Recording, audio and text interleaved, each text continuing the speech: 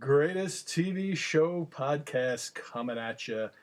Episode 8. Part 1 of the Customer Relations Trilogy. Yes, that's right. In this episode, we will review all the customer relations that we had in our two areas of expertise. That would be foot coverings with your shoes, right? With Al's shoes, yes. Al's shoes, right? Yes. And Sports Authority. Right. And I, Vinny, working in the video store with the porno room. That's correct. This should be fun. Let's get it on! But first, we must reminisce. How have you been, Mike? Dandy. You had a very, very important... As we said in the intro of the episode, yes. I tricked Sir Anthony that I hit record button as he was saying christening, baptism, christening. So my son has been christened. Wait, baptism is for Baptists, right? Sure. All right, tell you what. Just to make you happy. Listen. All the religious... Google it. Yahoo it. No. Oh, okay, Here's what we're going to do. We're going to give the email address, and we're going to have our listeners, our religious listeners... Poll the audience. Yes. Remember the polls we were talking about? Here's a poll. Call the locksmith. All right. GTVS. Stands for Greatest TV Show. And then the word podcast at gmail.com. So G is in greatest. Just the letter, though, not the word greatest. No, so G as in greatest, T as in television, V as in vision, S as in show. No, you're confusing them now. G T V S podcast at gmail.com.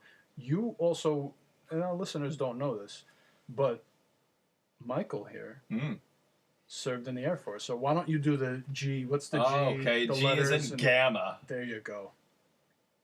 T is in trot. No, foxtrot. F is foxtrot. I know. Oh, T is in Terrence. I think we're gonna have to look that up. All right. V is in Victor. Anybody who's in the service S out is there, in Samuel. anybody who's in the service Shock out there, tart. email us the military alphabet, please, because Mike has forgotten it. It's been 21 years. All right, that's our ring in button. Ring it in. We tend to go on tangents. So we discovered a drum cymbal with a stick, and we the drumstick. tap it. Yes, that's ring it in to kind of bring us back to where we were going in the first place before we went on a tangent. What were we talking? The trilogy. The trilogy, customer relations trilogy. So let's see here. Oh, baptism. We were talking about the christening and baptism. Tell us a little bit about the baptism. Yes. So we arrived at the church. It's supposed to be at noon. We got there amazingly 11:45. Nice. That's good. And nobody was there. I was there. Remember, I was. I digress. Nobody else. No one outside of our family and friends were there. So we were a little confused, and I asked the priest or friar or Baptist, I asked John the Baptist who was getting baptized, just us, is there more people? He goes, "Oh, it's just you guys." I'm like, "Oh, good." And there was no service, so it was just a baptism christening. Right.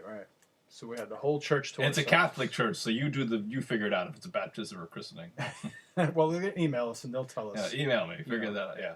So it lasted about 7 minutes. Yeah, it was very quick. I recorded it with my camera. And as soon as the priest, friar, Baptist spoke, my son decided to start going. It's getting a little restless, right? So I had to grab his hand. He was in his mother's arms. I had to grab his hand and do like a little beating on my chest and go psst, psst, psst, psst. Oh, and that calms him down? And that calmed him down somehow. Oh, that's I don't know. cute. Wow. So, and then he lasted the rest of the time. We went up on the altar. He loves baths. So when he got bathed by the water, the holy water, baptized, he loved it. That's funny. That's funny. And then when we wanted to take pictures, he wanted no part of that. That's cute. Yeah, that was a fun day. That was a lot of fun. And then the feast after was great. Yeah. good food. Yeah. Awesome. Good food that we could not partake in. Mr. Vegetarian and I myself partake in the non-gluten, non-dairy, so I eat air. Yeah, you got to watch your diet. It's important. Stay healthy, live as long as possible. So we had a full tray of chicken parm left over. Oh, a lot of pasta too. Oh, that I couldn't have. Yeah. We were trying to give the food away. We gave a half tray of food to my neighbor. Oh, yeah, that's right. I remember you bringing that over. All right. So. Anyway. Ring it in. No. Ring it in. All right. So customer relations. How do you want to? My turn. Yes, you go ahead. You can. No, I wanted to beat on this. I don't want you to feel left out. Okay. How you want to do this? You want to alternate? I tell one, you tell one, then you, me, oh, me, you. Me, you, me, you, me. Baby, don't hurt me. Don't hurt me no more.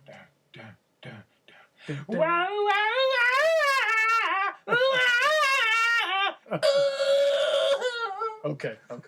We can't wait. No, you can't sing the song for more than 30 seconds. You gotta pay for the rights. Okay.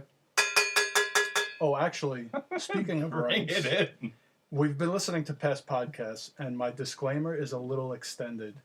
Not only because we go off topic, but it's just extended. So here's real quick. Mike and I starred as Al and Vinny on the greatest TV show ever.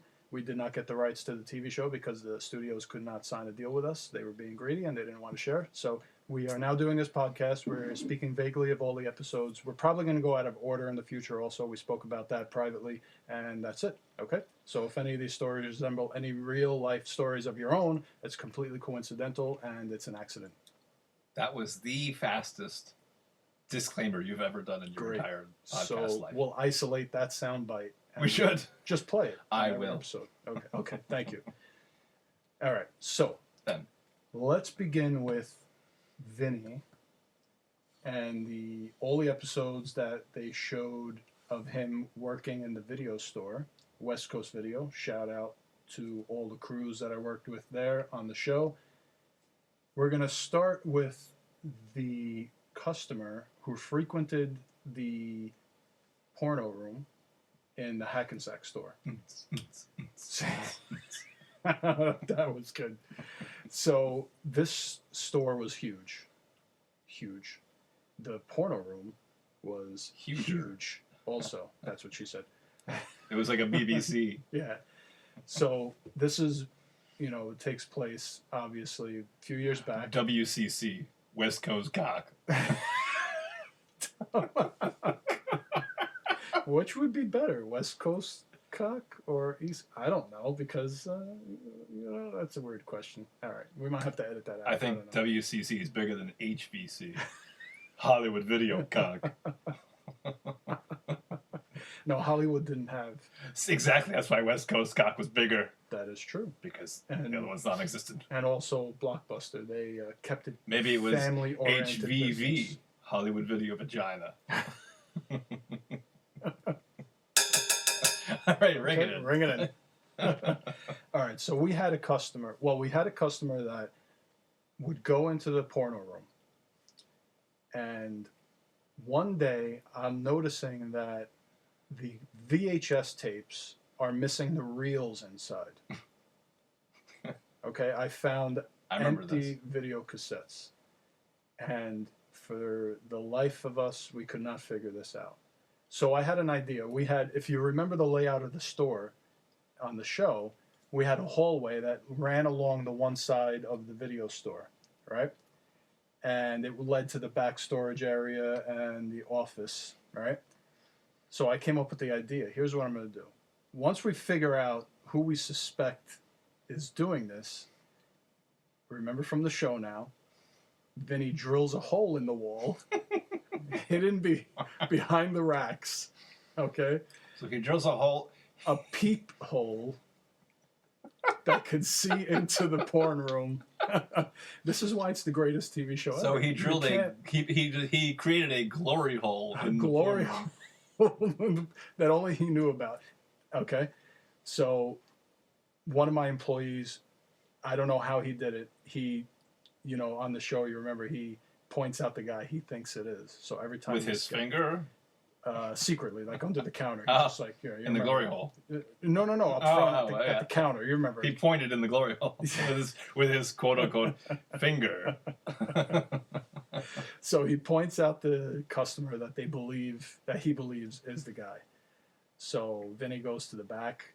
Well, the guy is in the porn room trying to watch him, but he can't see anything. So on the episode, if you remember, they let the police department know, and the police tell him, all right, the next time the guy comes in, you have to call us immediately. We will come over, and we will catch the guy. Hopefully, if he has a fresh video cassette reel in his pocket. So if you remember from the episode, classic, the guy comes in, Vinny calls the police, and they set it up this way. He doesn't even know if the police came or not. He's just in the store working. The guy walks out, and I ad-libbed the line. Nothing good back there today? And the actor picked up on what I was trying to do, and he said, nah, nothing good. I'll see you next time. And he just walked straight out. And then the camera angles were great. They moved the camera. They show the guy walk out the door, and he looks the one way, and then he sees the police. So he starts walking really fast in the other direction, and then he disappears. And they don't show anything on the show, but the police officer comes back in 5 minutes later with the reels of the VHS tapes, and he goes, "Are these yours?" And Vinny's like, "Oh yeah, those are ours." And they nabbed him. They nabbed the guy. And you know what's funny too? You remember from the show, he never parked in our parking lot. He would park across the street. And then the next couple of episodes that they show Vinny working in the video store, they show his car just parked there because nobody came to pick it up because he was arrested and in jail for porn.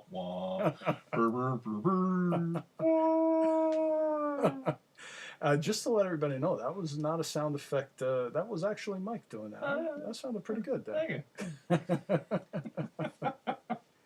All right, what's your story? It's nothing even really close to being as good as Vinny's story. No, come on, don't say that. But if anyone recalls, you should recall, if you're watching the show, it has the greatest ratings, the greatest TV show. Greatest TV show ever. One day Al was working at the Sports Authority, and a not elderly woman, but she was middle-aged. She comes in. Now, let's do a little prequel here. Okay. Backstory. Al would come into work. I almost said Vinny. Al would come to work, and there's like random drug dealers just hanging around the parking lot, like at different times. Like it was, I guess they never had Al call the police, like they did with Vinny. Well, they were suspected, right? Like, and it wasn't I think it was just pot. They didn't really. I think they made it part of the story. I don't know if it was just pot, but okay. I don't. I thought I remember. It wasn't obvious, but it wasn't like. You kind of knew. And so the woman comes in with a new Nike box, like a fairly new orange Nike box. Yeah. And she goes to the customer service, and she gives me this box, and she goes, "I want to return these." I'm like, "Oh, what was wrong with them?" She goes, "Oh, they didn't fit right." Al opens the box, and you remember the facial expression. He opens the box, and there's these, like, at least 15 to 20-year-old shoes, like completely worn out on the bottom, covered. They must have been white because now they were like shit brown. And we needed a pair of Nike, like, old shoes. Didn't you bring a pair of? But they weren't even Nike. Oh, they weren't even Nike. That's right. That's right. Didn't one of us bring our shoes in to put in the box or something for the show? I think we did. We brought one of our old pairs or something. So Al just looks at her. I looked at her, and he's like, I closed the box, and I kind of pushed it back to her. I said, no. This does not fit you. Like, probably don't fit you anymore, but it did 20 years ago. Get the hell out of here. So then she starts, raising her voice. Oh, boy. And the whole atmosphere, like not the atmosphere, whatever the word I'm looking for, the whole incident becomes an incident. Escalates. Thank you. Yes. the store manager, my manager comes in, or Al's manager comes in, Right. and pulls me aside and he goes, "You got to give her. You got to find out how much those shoes are worth, and you have to give her money." I'm like, she's ripping the store off. He goes, "Well, no, customer's always right. You got to." Oh boy. It took Al well over a half an hour to research these shoes. Oh, and they did one of those cut scenes, right? You walk into the back, and then the scene says half an hour later. On the 30 minutes later. Well, he found random numbers on the tongue of the shoe, and he searched them on the database, and he found them for they were worth $6.97. So we gave her $6.97. Oh man. So fast forward an hour later, Al goes on break, and he goes outside to his car where his lunch to get just to chill out. And there's the woman buying drugs from the drug dealers. Just a short time after selling the 15. Whatever's worth $6.97. Give it to me. I need my fix. Oh, people. Listen, we got to do a shout Customers out. Always right. Shout out to retail. Everybody puts up with a lot out there. Let me tell you. I don't even know how we do it. I mean, we were just acting, so Right. That's easy for us. But Right. Obviously, in real life, we worked retail also. You can't come up with stories on a sitcom without having some kind of real life coincidence to it to bring you the idea. It had to have something like that had to have happened for you to come up with the idea. Absolutely. And pass it as being funny because it's probably happened. Right, exactly. And you mentioned that. I listened to some podcasts of the actors doing the shows in the podcast, and they actually admit that a lot of the stories come from real life, and that's how it happens. Right. So if you're out there and you have a story of your own life, tell it because people want to hear it. Mm. Yeah. So go ahead. No, you, me. Okay, my turn. All right. This episode was on the next episode. On the next episode of Customer Relations. Murder, She Wrote. And we remember, cancels out that show. We remember from the show that they just had endless stories, and we're gonna come up with as many as we can remember and speak about them because it's just hilarious. Let's see. Now we have. Let me check my notes here. All right. This one is from. Can I? Can you what? Go for it. Do it. I want to give everyone a visual of what I just witnessed. Do it. I gotta check my notes. He picks up a notepad and literally just shakes it in midair and truffles paper. Never changes the page that's already on. Sound effects. Sound effects. That's just sound effect. All right. So this episode, if you remember, the customer comes in and plops two terrible choice of words. Okay. Throws on the counter, okay, a bag full of PlayStation accessories, controllers and memory cards, and whatnot. Now bring it back. PlayStation, which one? We going back to the original PlayStation? Or Well, PlayStation okay, so 2, this is like a flashback for the show. So it's flashback to PlayStation 1. Is this PlayStation 1 or is this PlayStation 1 before there was a PlayStation 1? No, you know this what I mean? is no. I don't know what you mean. PlayStation. So remember, there was PlayStation, and then there was PlayStation 2, and then they came out with PlayStation 1. Oh, like a mini one. Like the smaller one, yeah. So is this the original PlayStation? No, this is the original PlayStation. The OG. Okay. PlayStation 2 is non-existent. Right. This is the first Sony gaming system, and he throws the bag on the counter, and he says, "I need to return this. My son stole my credit card and bought this stuff here, and he doesn't need it, and I don't want it." So Vinny says, Love it. Yeah, right. Vinny looks him dead in the eye and says, "Yeah, it's open. I can't do anything for you." No, bullshit. And of course it's bleeped, the cursing. But, some of this is ad-libbed. We have to check the script. I don't know what's ad-libbed or not, but we can, tell you what's ad-libbed. And Vinny says, No, not bullshit. You opened it, and we can't return it. I can't sell it to anybody else. Nobody's going to want it. and the customer picks up the bag and throws it on the floor behind the counter towards Vinny. And he goes, "You're going to give me my money back." Jeez. I remember that. You remember that? I was backstage dying. Yeah. Oh, yeah. And Vinny looks him dead in the eye. Everybody remembers this look. Looks him dead in the eye and says, "Yeah, you got to go right now. I'm not leaving until my refund is given back to me." The actor was good. He played the part good, even though it was just like a little short. I don't think we ever used him again for any other episodes or anything. But he was a dick. Yeah, he acted very well in that episode. And eventually, you remember from the episode, Vinny gets him to get out of the store because, it's private property. All Vinny had to do was, just say, "I'm going to call the cops." Whenever people get angry, and everybody out there in retail knows, when you're on private property, all you got to say is, "Look."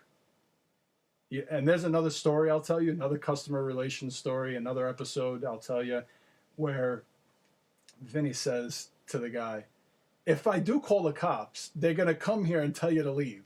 So why don't you just save me the time and leave now?" Make like a tree and get out of here. And I'll leave it as a cliffhanger. You have to listen to the episode. I'll explain what happens in that episode. Cool. For those who haven't seen the greatest TV show ever, Which there's not many of them out there. Right, exactly. So had the highest ratings. Yeah.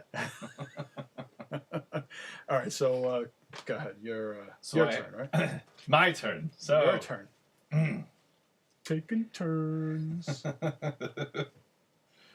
Oh yes. So this I'm gonna say this white man. Now, I'm not being racist. No, that was the actor. But this is the actual.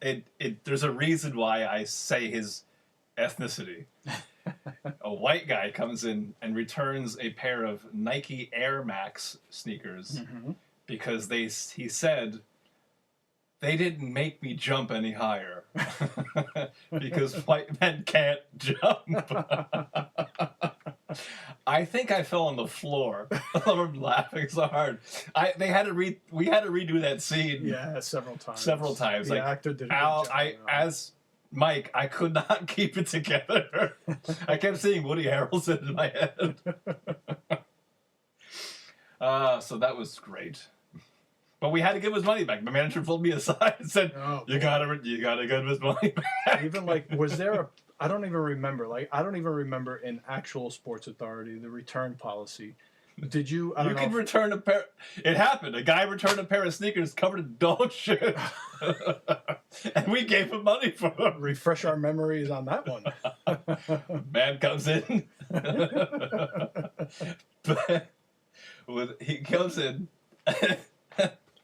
and the box is, I guess, fairly new. But, okay. But the shoes were not. So I guess it's like an ongoing trend with customers returning stuff. I'll keep the box. I'll keep the shoes. And I'll put the old shoes in the new box. Yeah. They won't open the box. And no one will be They'll the never wiser. open the box. They'll just scan the code. These people sit at home and you can see them with their little masterminds trying to beat the system for a $20, $50, $70, $80 pair of shoes. So I don't know. Personal story, my mother was dating this guy, and he bought a toaster. He put the old toaster in the new box and returned it. Oh my goodness. So the broken toast, was it broken? It was Yes, probably of course it was broken. And he brought it back and said, "Oh yeah, this is not working." He mailed it back, actually. Oh, that's great. That's great. Absolutely wonderful. That was fantastic. Anyway, so the guy comes in, and he gets to the counter, the register, and this scent.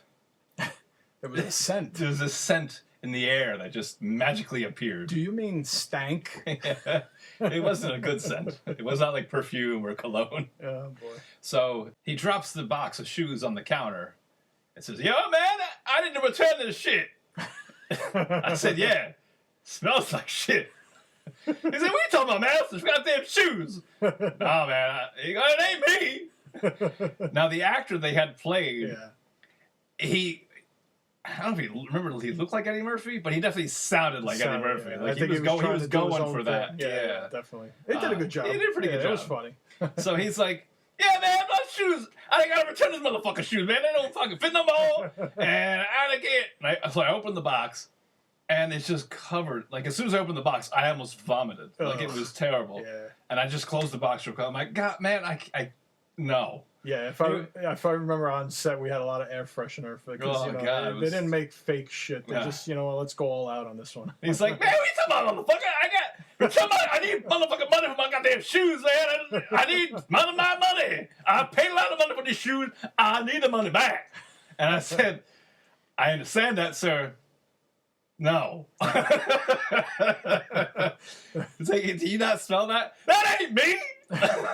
I'm not saying it's you. Man, they trying to tell me that I stink. I'm like, well, it ain't me. And this went on back and forth. Oh boy. And it was very funny. He's like, man,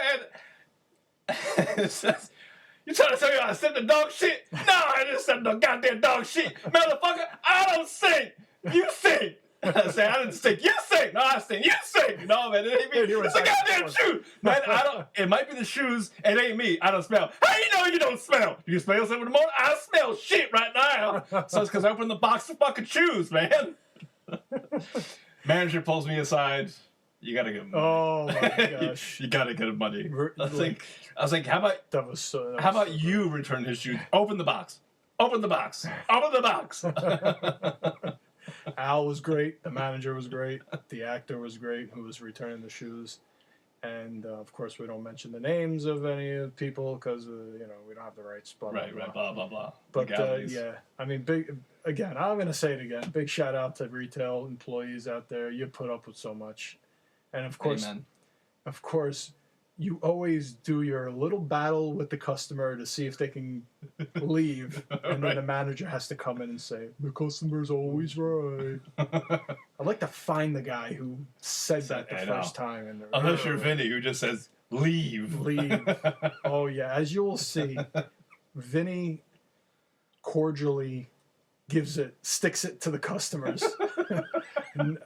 Sometimes he's rude, but sometimes he's... Although, give it to him, though. Like, if the store had a big porno section, so you're going to attract those weirdos. Oh, man, yeah. So you have to, like, lay the line. There's a line, and guaranteed it was crossed at West Coast Video. We might have to do, with all the stories from the greatest TV show ever, we might have to do a quadrilogy? Is that a quintilogy? I don't even know what the words are. I'm going to have to look them up and, like, learn. But if it's a 4-part... Oh, then it becomes a saga. Oh, a saga of customer relations. Oh, that's brilliant right there. That's write that down. Write that down. Yes, write that down. So that'll do it for us here at the Greatest TV Show Podcast. I'm Mike. And I'm Anthony. And we're signing off. And now a word from our sponsors. Today's episode of the Greatest TV Show Podcast was brought to you in part by the Greatest TV Show Podcast. Listen along as Mike and Anthony reminisce as they played Al and Vinny in the greatest TV show to ever air on your television. And donations can be sent via email to gtvspodcast@gmail.com. Keep us alive, folks.